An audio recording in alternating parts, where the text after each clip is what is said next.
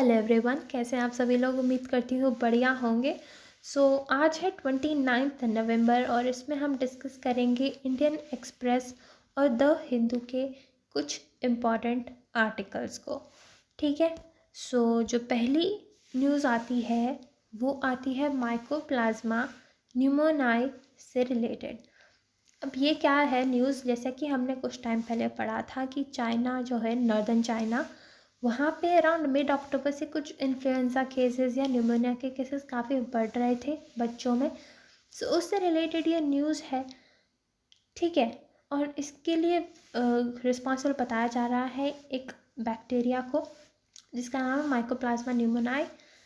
ठीक है।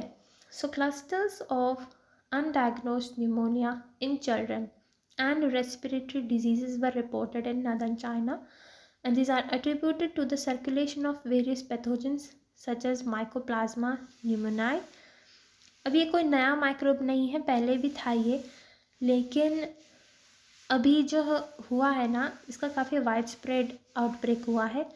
But as the outbreak in China shows it has been wide spread at the community level. All right. And ये एक तरीके का bacterial infection है, जैसा कि मैंने बताया। Mycoplasma pneumonia is a bacterial infection that can cause many symptoms, जैसे कि ड्राई कफ हो सकता है, फीवर हो सकता है, जो सांस लेने में तकलीफ़ हो सकती है, mild shortness of breath on exertion. ये सारे इसके कुछ सिम्टम्स होते हैं। और वैसे इसमें घबराने की बात है नहीं, डॉक्टर्स इसे मैनेज कर सकते हैं। So there is no need to panic. And जो छोटे बच्चे होते हैं या फिर जो एल्डरली लोग हैं वो ज़्यादा रिस्क में है इसके होने के लिए, क्योंकि उनकी इम्यूनिटी इतनी स्ट्रॉन्ग नहीं होती है इस कारण से। Younger children are at an increased risk of developing pneumonia because of their weak immune system, and this bacteria has been around for some time. जैसा कि मैंने बताया, कोई नई बात नहीं है, लेकिन अभी इसका स्प्रेड ज़्यादा हो रहा है, इसलिए ये न्यूज़ में है। और ये कहीं ना कहीं वायरस की तरह ही एक्ट करता है, it acts more like a virus, and काफ़ी जल्दी स्प्रेड होता है ह्यूमन टू ह्यूमन। एंड ये काफ़ी इलनेस कर सकता है, it can cause illness by damaging the lining of the respiratory system. Throat हो गए, लंग्स हो गए, वाइंड पाइप हो गया हमारा, इन सब की लाइनिंग को ये डैमेज कर सकता है। And people can have the bacteria in their nose or throat at one time or another without being ill. ऐसा भी हो सकता है कि ये बैक्टीरिया हमारे अंदर प्रेजेंट हो लेकिन स्टिल हमें इलनेस फील नहीं हो रही है। ठीक है। ये सारी कुछ बातें हैं, हालांकि ज़्यादा सीरियस नहीं है। इट रेयरली रिक्वायर्स हॉस्पिटलाइजेशन की बहुत रेयरली रिक्वायरमेंट पड़ती है। और ऑफ कोर्स स्प्रेड कैसे होता है, तो हम जो खांसते छींकते हैं उनसे ये स्प्रेड होता है from human to human. And अगर इसकी ट्रीटमेंट की बात करें तो इसको एंटीबायोटिक्स के द्वारा ही ट्रीट किया जाता है। It is usually treated with antibiotics. और कुछ केसेस में कुछ कॉम्प्लिकेशंस बढ़ सकते हैं अगर अच्छे से ट्रीट नहीं किया गया तो, जैसे कि न्यूमोनिया और वर्स हो सकता है, अस्थमा अटैक्स हो सकते हैं। Sometimes severe complications can occur. It can cause or worsen pneumonia, asthma attacks, encephalitis यानी कि swelling of the brain, या renal dysfunction यानी कि किडनी वगैरह कुछ हो सकता है, प्रॉब्लम दे दे। कुछ स्किन डिसऑर्डर्स हो सकते हैं। ये सारे कुछ इसके कभी कभार सीवियर कॉम्प्लिकेशंस हो जाते हैं। ठीक है। और अब इससे बचना है तो क्या करें, तो भाई प्रॉपर अपनी डाइट रखें ताकि इम्यूनिटी बनी रहे, एक्सरसाइज वगैरह करें, अच्छे से नींद लें, और सोशल डिस्टेंसिंग वगैरह जो है हेल्प कर सकती है इसको प्रिवेंट करने के। Building immunity with good diet, exercise, sleep, social distancing can help prevent this. अब बात करते हैं फार्मर्स प्रोटेस्ट की। अब चंडीगढ़ मोहाली जो बॉर्डर है वहाँ पे 3 दिन का प्रोटेस्ट जारी किया जा रहा है फार्मर्स के द्वारा। अब ये क्यों प्रोटेस्ट कर रहे हैं, तो इनका कहना है कि गारंटी दी जाए मिनिमम सपोर्ट प्राइस की, एमएसपी की, फ्रॉम द सेंट्रल गवर्नमेंट।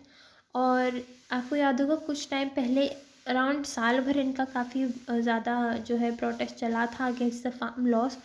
तो उसमें जितने भी उनके अगेंस्ट केसेस दर्ज किए गए हैं उनको हटाया जाए, उनके लोन को माफ़ किया जाए और पेंशन वगैरह की बात की जा रही है फार्मर्स के लिए। ये सारी इनकी कुछ डिमांड्स हैं।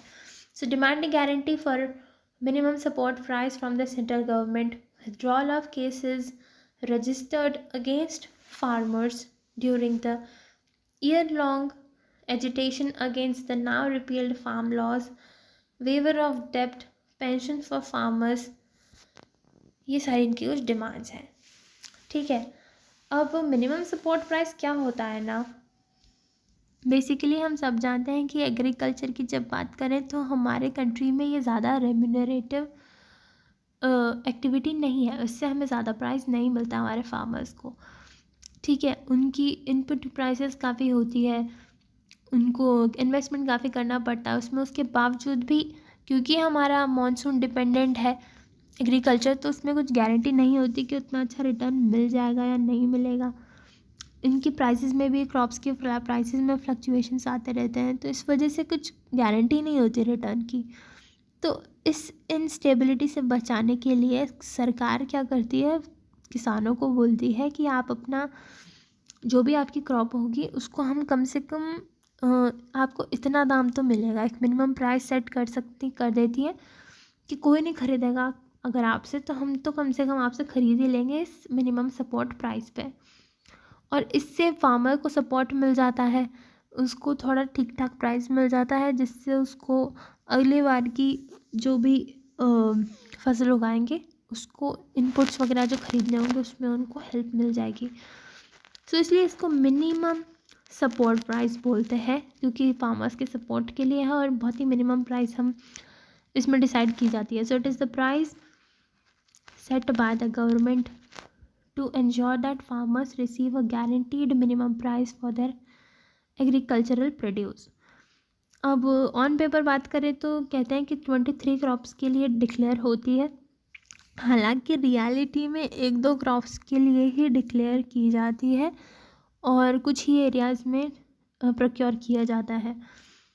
सो it provide price stability and income security to farmers specially in the times of market fluctuations और लो प्राइसेस। अब क्योंकि इसकी कोई गारंटी नहीं होती है, तो जैसा मैंने बताया कि कुछ ही क्रॉप्स का किया जाता है, सारे 23 क्रॉप्स का होता भी नहीं है और कुछ ही रीजन्स में होता है। सो इसलिए किसान लोग कह रहे हैं कि भाई इसकी गारंटी दो आप, पहले बात तो मिनिमम सपोर्ट प्राइस की। अब इसको कैलकुलेट कौन करता है? सो commission for agriculture cost and prices होता है, CACP, ये रिकमेंड करता है MSP को, और जो फाइनल डिसीजन होता है वो लेते हैं cabinet committee on economic affairs and they announce MSP। किस बेसिस पर डिसाइड करते हैं? तो बहुत सारे फैक्टर्स होते हैं, जैसे कि इनपुट कॉस्ट क्या थी, मार्केट प्राइस क्या चल रही है, प्रोडक्शन कॉस्ट क्या है, डिमांड सप्लाई क्या चल रहा है मार्केट में, कॉस्ट ऑफ लिविंग क्या है, इन्फ्लेशन क्या है, इस तरह से बहुत सारे फैक्टर्स देखे जाते हैं, उस हिसाब से MSP डिसाइड की जाती है। And it is based on the calculation of at least 1.5 times of the cost of production incurred by the farmers, यानी कि जो कॉस्ट है उसका कम से कम 1.5 times होना चाहिए MSP। यानी कि मान लो अगर X इनपुट कॉस्ट है, X उसकी कॉस्ट आई है, तो प्रोडक्शन कॉस्ट आई है, तो उसका जो MSP होगा वो 1.5x हो जाएगा। ठीक है, ये बात होती है इसमें। So, though MSP is officially announced for 23 crops, but in practice only 2 rice and wheat are procured and distributed। ये कुछ ही क्रॉप्स होती हैं, जैसे मैंने बताया राइस और व्हीट, इनको प्रोक्योर किया जाता है। इस वजह से प्रॉब्लम क्या होती है ना कि यही क्रॉप्स ग्रो की जाती है, क्योंकि किसानों को पता है कि बाकी क्रॉप्स में तो मिलेगा नहीं, सो इन क्रॉप्स को ज़्यादा उगाते हैं, जिसकी वजह से सॉइल फर्टिलिटी पर इफेक्ट पड़ता है और भी काफ़ी सारी हमें इकोलॉजिकल प्रॉब्लम्स फेस करनी पड़ती हैं। इतनी ही प्रॉब्लम नहीं है, सिर्फ 6% ही MSP का पार्ट जो है फार्मर्स को मिल पाता है। Only 6% of the MSP was actually received by farmers, क्योंकि बिचौलिए वगैरह भी काफ़ी होते हैं, तो MSP वगैरह का बेनिफिट फार्मर्स को उतना नहीं मिल पाता। और जैसा मैंने बताया कि राइस एंड व्हीट का ही ज़्यादा फिर प्रोडक्शन होता है, so it led to skewed cropping pattern. ठीक है, क्रॉपिंग पैटर्न डाइवर्स नहीं हो पाता, और ये सब प्रॉब्लम्स तो हैं ही, इसके अलावा कहीं ना कहीं एमएसपी फाइनेंशियल बर्डन भी क्रिएट करता है गवर्नमेंट पर। सो ये सारे कुछ प्रॉब्लम्स हैं। सो देखो फार्मर्स प्रोटेस्ट किया जा रहा है, देखो होता है क्या। अब बात करते हैं सिएरा लियोन की। ये एक कंट्री अफ्रीका में, वहाँ जहाँ पे आर्म्ड क्लैशेस इरप्ट हुए हैं वहाँ की कैपिटल में। क्यों हुए? वहाँ पे कुछ लोगों ने वहाँ की जो मिलिट्री आर्मरी है उस पर अटैक कर दिया गया था, जिसकी वजह से वहाँ पे कर्फ्यू डिक्लेयर कर दिया गया है। बेसिकली वहाँ के कुछ प्रिजनर्स थे जो कि सेंट्रल जेल से एस्केप हो गए। तो वहाँ पे ऐसी कुछ प्रॉब्लम चल रही हैं and it is going through a political crisis since general elections in June. तो वहाँ पे ऑलरेडी पॉलिटिकल क्राइसिस कुछ चल रहा है। ये सारी कुछ बातें हैं। अब बात करते हैं प्रोजेक्ट क्यू की। अब ये क्या है? अब हम सब जानते हैं कि अभी जो ओपन एआई है उससे रिलेटेड काफ़ी कंट्रोवर्सीज हुई थी। उसमें जो सैम ऑल्टमैन है उनको फायर कर दिया गया था, फिर वापस उनको हायर किया गया कुछ डिफरेंसेस के चलते हुए। तो काफ़ी उसके बारे में अलग अलग न्यूज़ निकल के आ रही थी। अब ये एक प्रोजेक्ट का इसमें नाम आ रहा है, ओपन एआई जो कंपनी है उसका एक नया प्रोजेक्ट है जिसका नाम दिया गया है क्यू स्टार। ठीक है, एंड ये एक तरीके का नया मॉडल है which is based on artificial general intelligence. और ये जो नॉर्मल आर्टिफिशियल इंटेलिजेंस होता है उससे काफ़ी बेहतर है। मतलब it is believe to have human like reasoning and cognitive skills. पर लेकिन उतने ही उसके कंसर्न्स भी हैं कि इसकी वजह से जॉब लॉस हो सकते हैं और इसका किस तरह से यूज़ हो वो भी अभी पता नहीं है, मिसयूज़ भी हो सकता है। तो ये सारे इसके कुछ कंसर्न्स हैं। ठीक है, and some see it as a danger to the human race. अभी जैसे मान लो चैट जीपीटी है, अब ये तो क्या करता है कि जितने भी उनको डेटा प्रोवाइड किए जाते हैं उसके बेसिस पे ही ये फैक्ट्स आपको निकाल के दे देता है। लेकिन जो आर्टिफिशियल जनरल इंटेलिजेंस होगा ना उसमें रीजनिंग और एबिलिटी और थिंकिंग की कैपेबिलिटीज़ भी आ जाएंगी, प्रॉपर कॉम्प्रिहेंड कर पाएगा वो चीज़ों को। तो काफ़ी ज़्यादा ये ह्यूमन लाइक है, एडवांस्ड वर्जन है। So granting it human level problem solving capabilities. So इस पर भी ये काफ़ी चर्चा का विषय बन गया है कि ये कैसे हमारी जो है लाइफ को इम्पैक्ट करेगा, किस तरह से डिज़ास्टर्स भी साबित हो सकता है या फिर अच्छा साबित हो सकता है। ये सब काफ़ी डिबेटेबल है। ठीक है, तो हमें बस ये प्रोजेक्ट का नाम याद रखना है कि ये किससे रिलेटेड है। And that's all for today. I hope it helps you. Thank you so much. Have a nice day.